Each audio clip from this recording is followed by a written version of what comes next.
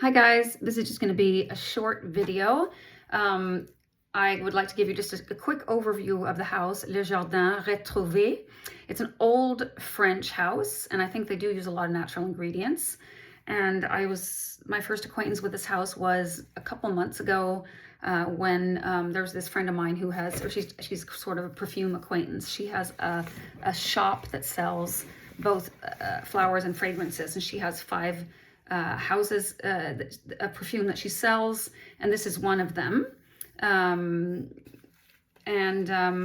I've just realized I just got a hold of a discovery set, and it comes in this incredibly strange, this is like an old French niche house. Like, I think I even read that this was considered one of the first perfume houses that actually sold the way niche is sold today, like where they focus a little bit on one note, and all the bottles sort of look the same. And I mean, many of these fragrances came out like in like the 60s and 70s and 80s. Let's see, 1985, 1982, 1963, and some of them are later releases, like from 2021 and so forth. And they're based mostly on florals.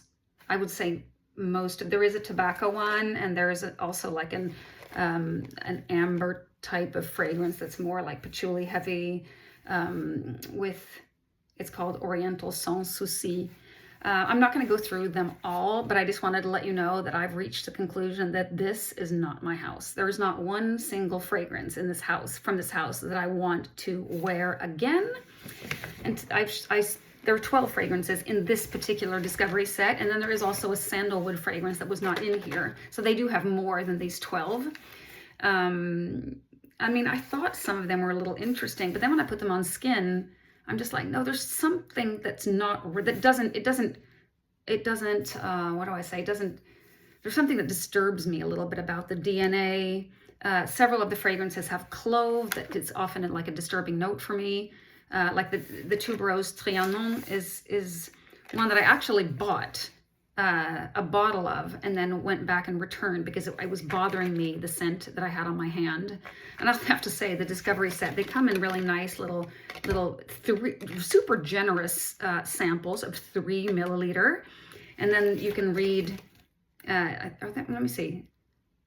Yeah, there's a little blurb about each fragrance. I mean, they're really nice, and I think here, if you put your glasses, no, there's no notes on here.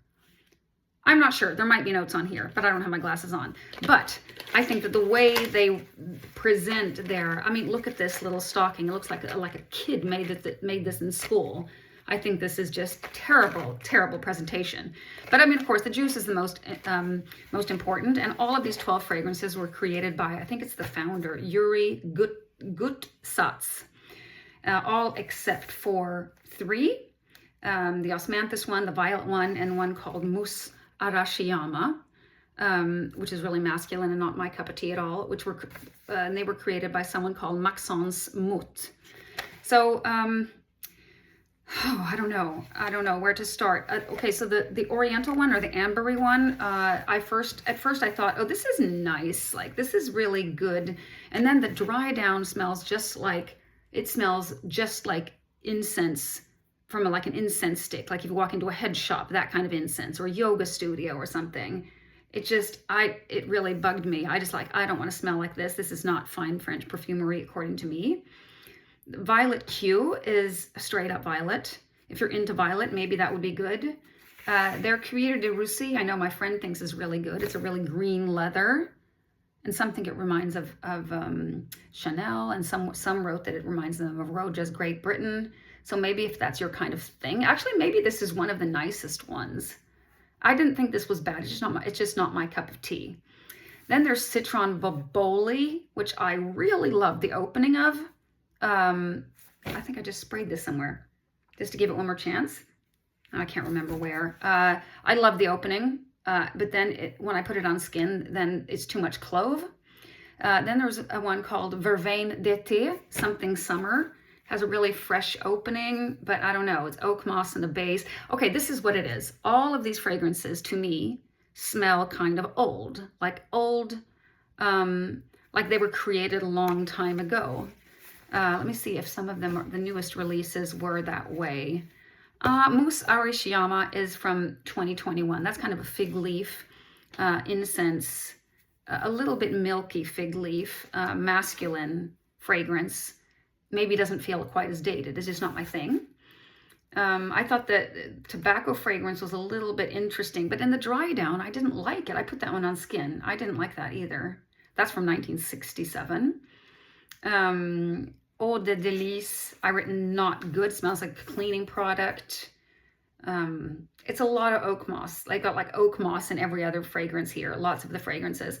And then the osmanthus fragrance is a really fresh, light osmanthus fragrance, slightly fruity, not super interesting, but it's nice and fresh.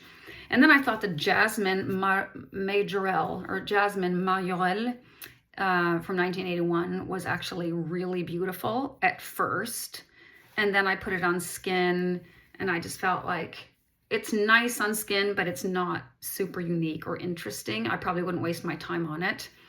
And I just think they're nicer fragrances with this profile. And the Tuberose Trianon is just, the clove kills it for me. And it's also like super sweet floral, heavy sweet floral sweetness. If you like that, you might want to try it, but it has frangipani and coconut, but it has all these florals in the mid and lily of the valley. It has rhubarb in the top. I don't know. It's just too much. I caught myself hoping it would be fresher, that there was some freshness to it. The petitgrain and the rhubarb doesn't do it, is not fresh enough. It's that really concentrated, like floral, sweet, I don't know. And the worst one of all, I would say, is the Rose Trocadero. Let's see. That also has clove. Rose in the top, rose in the mid, and it has geranium, which also is kind of a rose type note. It has clove. I've written, it's Rose Trocadero means tea rose, but it's just too much rose. It's pissy rose. It's old, very old lady-ish to my nose. That was the one I think I liked the least. Or perhaps Eau de Délice, the one I said smelled like a cleaning product. I'm getting rid of this. I'm going to give it to a friend. I know she likes this, has been wanting to try this, or several of these. I think she got a sample set that was like really, really old and the juice had gone bad or something. And I'm going to go to this little perfume event tonight and I'm going to just pass this on to her. And if she doesn't like it, she can keep passing it on. And there's so much juice in these samples because they're 3 ml. It's almost like getting a decant. I mean, it's very generous, but unfortunately not the house for me. And look at this presentation. It is a joke. They don't even have the same, they've just sewn on this little, I mean, this is bad presentation. They should have just left them like this and sent them in a box without the little stocking. I would do that if I were you, if you're listening to this, founders of this house. I don't know, maybe if I was like a vintage, kind of like, you know, was nostalgic about fragrances that came out like in the 80s, maybe this is a good house to explore. And what's really good about this house is that they sell their fragrances in 15 ml bottles. That I really like about the house. So thumbs up to that. I think that's 50 or 15 and then 50. Maybe there's even a bigger size. I don't know. But they're quite pricey for the 15. I think it was like 700, 800 Swedish crowns. And right now the dollar is exactly 10 crowns. So that would mean 70 bucks for 15 ml. So not super cheap, but not terrible either. And I'm now these days actually willing to buy small amounts of juice and pay more per milliliter. I think it totally makes sense.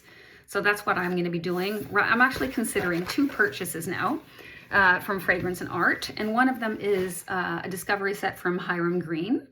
I just watched Ramsey's live stream and to hear his first impressions of, all of them weren't first impressions, but most of them were. And he was talking about them and kind of describing them in detail, which was really interesting. And I even want to go back and try the ones that I haven't liked before. I didn't like Slow Dive. I didn't like Hide. But now, that's been a while. Maybe it's time to, you know, revisit. And I just noticed that this was strange because getting the Discovery set, you get 16 milliliters of perfume. And you pay like 550 crowns, which is roughly then 55 US dollars. And that per milliliter is actually cheaper than getting a bottle now, because now the prices have gone up. So if you figure out the price per milliliter, and these are really heavy fragrances. I mean, at least Hide and Slow Dive are like super, super heavy. So these 2 milliliters are going to last me forever. So I might get a discovery set from there. And then also I'm considering a travel size set from Zoologist. They have one set with, I think they call it like the natural set. And I think it includes bee, sacred scarab, hyrax, I think hyrax, and God, I know I can't remember, camel, and then moth or sloth. I think it was moth. So I'm considering and they're 10 milliliter each, and that was quite pricey. But there's several of them. I would like a bottle of bee, and I would really like sacred scarab. The other ones I'm not so sure about. So I'm kind of like, I don't know, should I pull the trigger or shouldn't I? But that's something that I will allow myself to do. But not buy full bottles. So tonight I'm off to a perfume event. It's at a place called Gents. I think that from wherever you're listening, I think maybe you can buy from them. I'm not quite sure where they ship, if it's just in Europe or if it's all over the world or whatever, but it could be worth checking out. Yeah, gents.com. They have a really good selection of niche fragrances. They do sell a lot of discovery sets there and samples as well. So, but I don't think I'll be buying anything there tonight other than maybe samples. I'm not going to buy any full bottles of perfume. I've forbidden myself to do that. I'm not sure I can keep that promise. But anyway, I won't be talking more about these. If I would have to keep one of these, I think it would be Cuir de Russie, actually, even though it's not quite my style of fragrance. I think that was actually good. It felt modern. It felt well made. It didn't have that real old school dry down. But no, I'm not going to keep it. I don't care for it enough. So after this, I'll talk about other things. All right, that's all for now.